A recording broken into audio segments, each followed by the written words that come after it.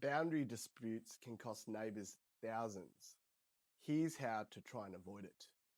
When you're buying a property, the boundary is something that people often don't look at. On a deposited plan, there is a drawing of the boundary of the property. How do you know that the fences or the boundary is where it's meant to be?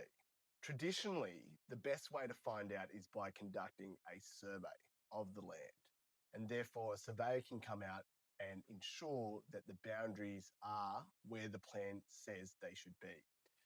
Fences are not always where the boundaries are.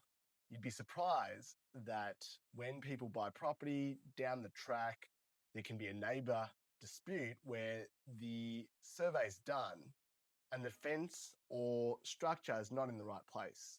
This can cause you a problem. It's not as common for purchasers to do surveys when buying property. In rural, commercial, or development scenarios, this is a common occurrence.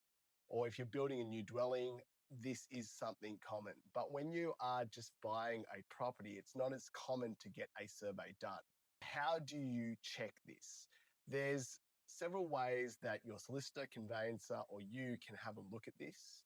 You can use mapping tools like Six Maps and other mapping tools to get an idea of whether the boundaries might be right or wrong, but this is not definitive.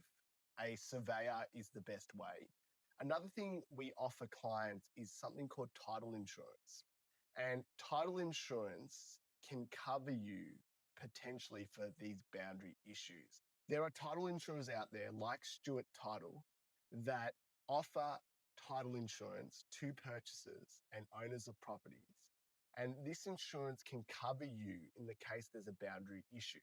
There are other covers with this insurance, but the boundary cover is very valuable. Stewart Title has a single premium.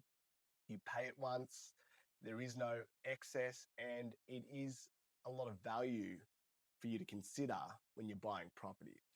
You need to speak to your solicitor or conveyancer or Stewart Title Direct or other title insurance company to get some specific guidance and read the PDS and insurance documents to see whether this is a good fit for you.